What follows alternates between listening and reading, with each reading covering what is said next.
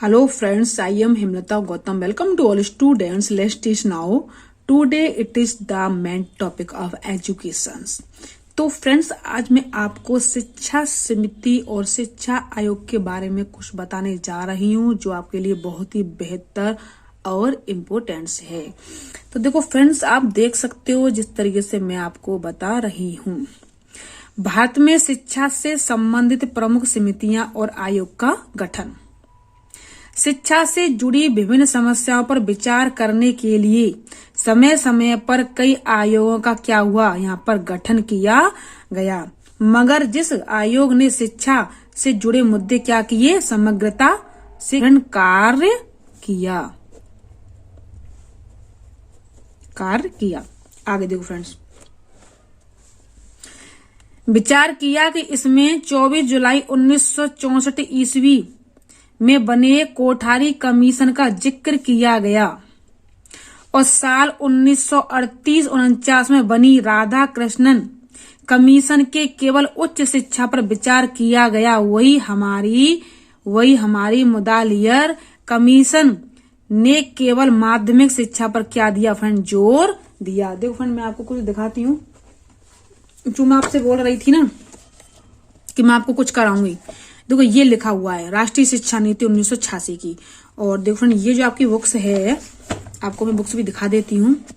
ये हमारी बुक समकालीन भारत शिक्षा की है। ये बीएड प्रथम वर्ष की बुक्स है। देखो फ्रेंड, सब कुछ दिया गया फ्रेंड बुक्स में। ऐसा नहीं है, कुछ लोग यूट्यूब पर बोलते हैं बुक से मत पढ़ो, हमारे नोट्स पढ़ लो, हमारे नोट्स ले लो। ऐसा कुछ भी नहीं है। देखो सब कुछ दिया गया इसमें। देखो राष्ट्रीय शिक्षा नीति का देखो नई इसमें दस्तावेज वगैरह सब दिए गए हैं। ठीक है, आगे देखो फ्रेंड्स, आगे देखो फ्रेंड कितना अच्छा दिया गया इसमें, है ना। 10+2+3 के ऊपर क्या था, 5 वर्ष में क्या था, 2 वर्ष का क्या रीजन था, कैसे कैसे लेते हैं। देखो फ्रेंड सारा सब कुछ दिया गया, जो मैं आपको बोल रही थी कि मैं आपको वीडियो बना के दूंगी। तो देखो फ्रेंड, मैं आपको समझ लो कि बुक्स दिखाती हूँ, है ना। तो मैंने फ्रेंड यूट्यूब पर किसी भी टीचर को बुक्स दिखाते हुए नहीं देखा है कि उसने ये वाली बुक्स बताई कि आप इसमें से पढ़ो, इसमें इस तरीके से ये वाला क्वेश्चन है। बस खुद लिख करके डाल देते, बोलते हैं कि ये इससे बेस्ट है, यूट्यूब पर कहीं मिलेगा नहीं। ऐसा कुछ नहीं। एक तो अच्छा टीचर पढ़ा हुआ यूट्यूब पर ही, वो बहुत अच्छे से पढ़ा रहे हैं। और जो मेरे पास है भाई, मैं तो आपको बता देती हूँ।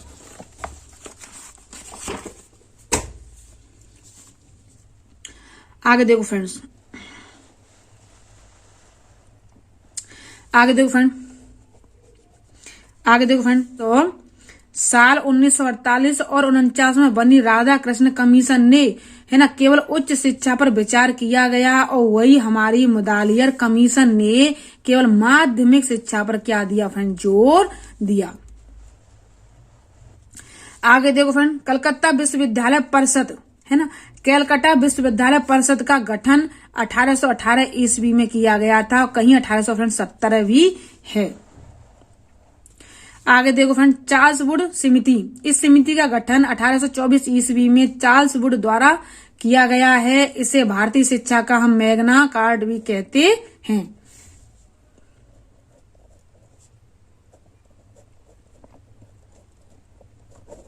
मैग्ना कार्टा भी कहते हैं। आगे देखो, हंटर शिक्षा आयोग। इसका गठन 1882-83 ईस्वी में किया गया। हंटर शिक्षा आयोग का उद्देश्य भारत में महिला शिक्षा का क्या था, विकास करना था। आगे देखो फ्रेंड, सर थॉमस रैली आयोग। इस आयोग का गठन 1902 ईस्वी में हुआ और इस आयोग की रिपोर्ट 1904 ईस्वी में भारतीय विश्वविद्यालय अधिनियम पारित किया गया था। आगे देखो फ्रेंड, सलेंडर आयोग। सलेंडर आयोग का गठन सन 1917 ईस्वी में हुआ था। इसमें स्कूली शिक्षा को 12 वर्ष का क्या दिया गया, इसमें सुझाव दिया गया था। समिति क्या है इसमें, इस समिति का गठन 1929 ईस्वी में किया गया। इसमें देखो औद्योगिक शिक्षा पर क्या दिया गया फ्रेंड्स, में जोर दिया गया। आगे देखो फ्रेंड्स, सर्जेंट समिति। इस समिति का गठन 1944 ईस्वी में किया गया। इस समिति का गठन 1944 ईस्वी में किया गया। इसमें 6 से 11 वर्ष की उम्र तक के बच्चों को निःशुल्क और अनिवार्य शिक्षा देने की क्या की गई फ्रेंड, बात की गई थी। भारत में स्वतंत्रता के बाद बनी शिक्षा समितियां और आयोग, इसमें से देखो फ्रेंड आ सकता है। बहुत ही मोस्ट और इम्पोर्टेंट आपके क्या है, ये टॉपिक हैं। आगे देखो, राधा कृष्णन आयोग। इस समिति का गठन 1948-1949 में किया गया था। इस आयोग द्वारा विश्वविद्यालय अनुदान आयोग है ना यूजीसी की स्थापना भी की गई थी। आगे देखो फ्रेंड्स, मुदालिया शिक्षा आयोग। मुदालिया शिक्षा आयोग का गठन सन 1952-53 में किया गया था, है ना। इसे माध्यमिक शिक्षा आयोग भी कहा जाता है। इस समिति के द्वारा केवल माध्यमिक शिक्षा पर ही क्या किया गया फ्रेंड, विचार किया गया।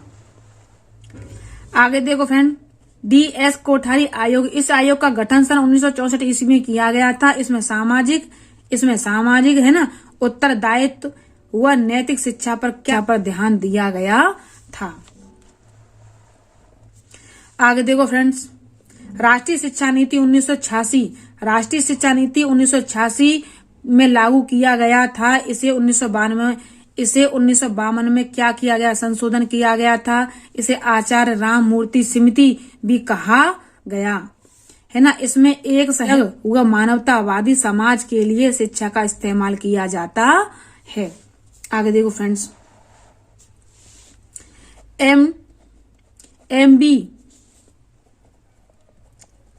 एमबी बुड समिति। इस समिति का गठन 1989 ईस्वी में किया गया था, है ना। इसको हम दूरस्थ शिक्षा, है ना, डिस्टेंस लर्निंग या डिस्टेंस एजुकेशन के नाम से इसको जानते हैं। MG रेड्डी समिति, है ना, इसको साल 1952 में गठित किया गया था। इसे हम दूरस्थ शिक्षा पर केंद्र, है ना, परामर्श समिति भी कहा जाता है। आगे देखो फ्रेंड्स,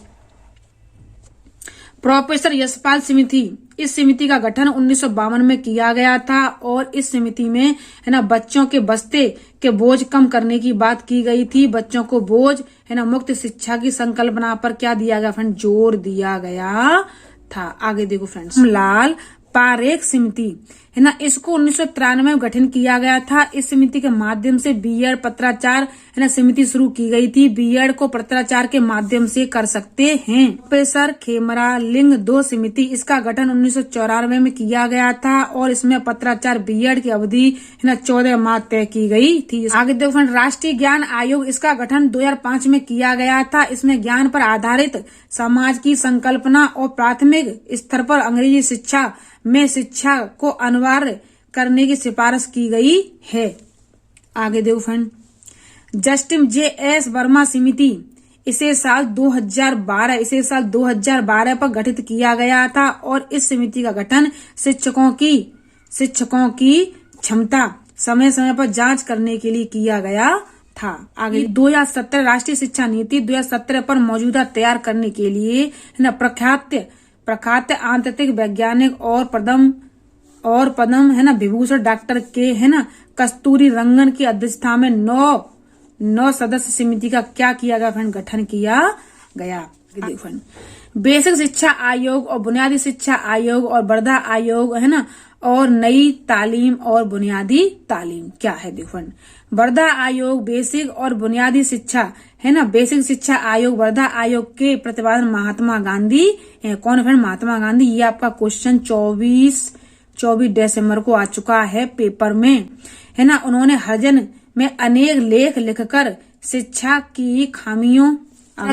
को दर्शाया और वर्धा में अक्टूबर, है ना, 1937 में एक अखिल भारतीय शिक्षा सम्मेलन का आयोजन किया। इस सम्मेलन में शिक्षा की एक विस्तृत योजना तैयार की, जिसे हम बुनियादी शिक्षा आयोग या वर्धा शिक्षा आयोग के नाम से जाना जाता है।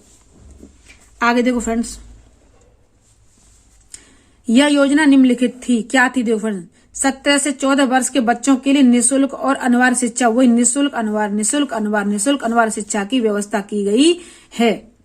शिक्षा का माध्यम मातृभाषा होना चाहिए।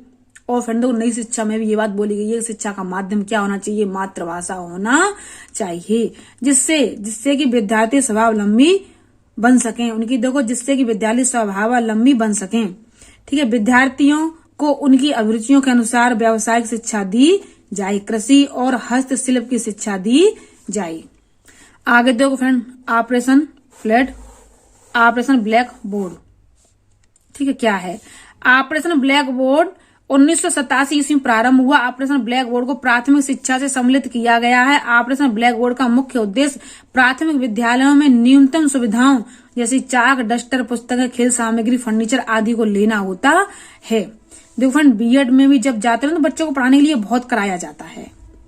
ऑपरेशन ब्लैक बोर्ड के तहत स्कूल में जारी 2 कमरे होने चाहिए, 2 शिक्षक होने चाहिए और 1 इसमें बरामदा होना चाहिए। देखो फ्रेंड क्या क्या है देख लेते हैं, चलो आप देख ही लो।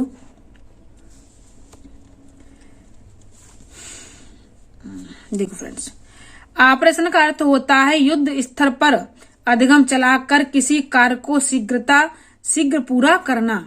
आगे देखो, ऑपरेशन ब्लैक बोर्ड के अनुसार एक स्कूल में 2 शिक्षक अनिवार्य हैं, जिसमें से 1 महिला शिक्षक होना बहुत ही जरूरी है। आगे देखो फ्रेंड, ऑपरेशन ब्लैक बोर्ड 7वीं है ना 5वीं योजना के दौरान शुरू हुआ था। ऑपरेशन ब्लैक बोर्ड राष्ट्रीय शिक्षा नीति 1986 के सुझाव पर शुरू किया गया है। क्या किया गया? 1986 के सुझाव पर शुरू किया गया है। तो देखो फ्रेंड, जिस तरीके से मैंने आपको अंडरस्टैंड किया है तो आप सबकी समझ में आ गया होगा। लेकिन यदि किसी भी स्टूडेंट्स की समझ में नहीं भी आता तो प्लीज फ्रेंड्स, वीडियो के लास्ट में अपना कमेंट बॉक्स में आप अपना कमेंट लिख करके दे।